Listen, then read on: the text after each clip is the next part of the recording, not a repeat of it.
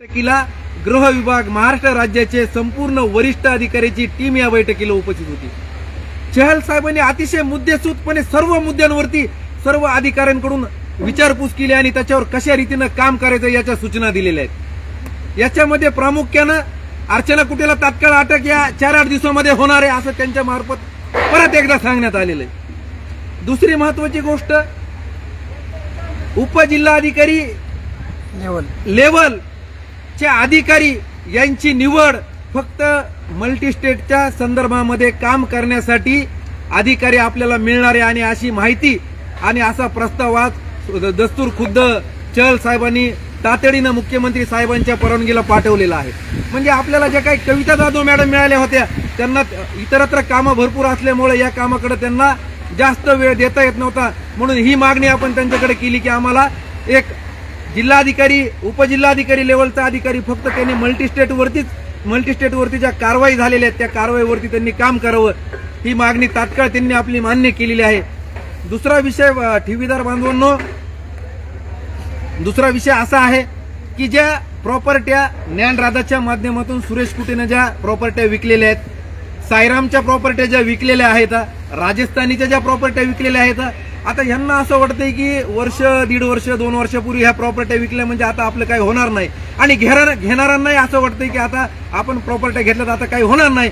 परंतु हा प्रामुख्याने आज इथं विषय मांडण्यात आला की ज्या लोकांनी प्रॉपर्ट्या खरेदी केलेल्या आहेत अशा सर्व प्रॉपर्ट्यांचे आर्थिक व्यवहार हे रद्द होणार आहेत। तशी MPID कायद्यामध्ये तरतूद देखील आहे, याच्यावरती सखोल चौकशी झालेली। म्हणजे हा ठेवीदाराच्या वतीनं आपल्याला चांगला निर्णय मानता येईल।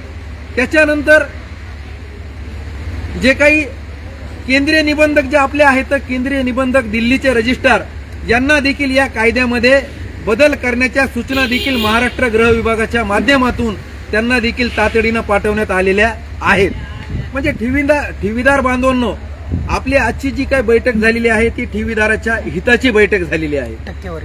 त्यानंतर जे लोक आपल्यासारखे गोरगरीब लोक ठेवीच्या व्याजापोटी जे आमिषाला बळी पडतात तर याच्यावरती कुठेतरी अंकुश आला पाहिजे, म्हणून याच्यावरती देखील प्रशासन आता काम करणार आहे। तशी मागणी सुद्धा केंद्रीय रजिस्ट्रारकडे गृह विभागामार्फत आणि आपल्या ठेवीदार कृती समितीच्या माध्यमातून निवेदनाद्वारे आज त्यांच्याकडे गेलेली आहे।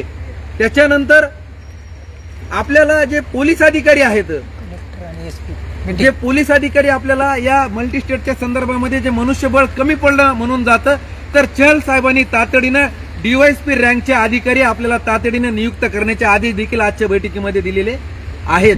आणि सर्वात महत्वाची ठेवीदार बांधवांनो, सर्वात महत्वाचा जो विषय आहे, ईडीने जी प्रॉपर्टी जप्त केलेली आहे, ईडीने जे सांगितलेलं आहे की 1200 ते 1300 कोटी रुपयांची प्रॉपर्टी आम्ही जप्त केलेली आहे आणि MPIDच्या प्रस्तावामध्ये ज्या 80 प्रॉपर्ट्या जप्त केलेल्या आहेत आणि 128 ते 158 प्रॉपर्ट्या पुरवणीमध्ये त्या मंजूर होत आहेत। आज या बैठकीमध्ये ईडीने जी जप्त केलेली प्रॉपर्टी आहे ती तातडीनं MPID मध्ये वर्ग करण्याच्या सूचना दिलेल्या आहेत। म्हणजे एकंदरीत आता आपली जुळवाजुळव जर बघितलं तर 1000 ते 1500 कोटी रुपयांच्या घरामध्ये SP आणि कलेक्टरची मीटिंग 1000 ते 1500 कोटी रुपयांची जी काही तरतूद आतापर्यंतच्या बैठकीमधून झालेली आहे ती आज आपल्या समोर मांडण्यात आलेली आहे। त्यानंतर आपल्या सर्व ठेवीदार बांधवांना, आपल्या बीड जिल्ह्यासह मराठवाड्यातल्या ठेवीदार बांधवांना पोलीस प्रशासन काय काम करते, जिल्हाधिकारी काय काम करतात, याच्यासाठी चहल साहेबांनी बीडचे जिल्हाधिकारी यांना स्ट्रिक्ट सूचना दिलेली आहे, पोलीस अधीक्षकांना सूचना दिलेली आहे की महिन्याला तुम्ही बैठक घ्या आणि त्या बैठकीमध्ये महिन्याचा अहवाल तुम्ही काय कारवाई केली हे ठेवीदाराला सांगा। अशा प्रकारची आजची ही जी काही बैठक आहे बांधवांनो, ही बैठक आज इथं पार पडलेली आहे। परंतु तुम्हाला या व्हिडिओच्या माध्यमातून मला सांगायचं आहे की आपला लढा हा तीव्रतेने चालू आहे, आपला लढा हा न्यायालयीन चालू आहे, आपला लढा हा रस्त्यावरचा चालू आहे, आपला लढा हा आता पाठपुराव्याच्या दिशेनं सुद्धा चांगल्या प्रमाणामध्ये चालू आहे। आता काही लोकांच्या मनामध्ये, काही लोक विध्वंसक लोक, मी अशा प्रवृत्तीला विध्वंसक म्हणेल की जे करतंय त्याला आडकाठी करण्याचं काम करू नका, कारण हे काम माझं एकट्याचं नाही, हे आपल्या सगळ्यांना घेऊन चालायचं काम आहे।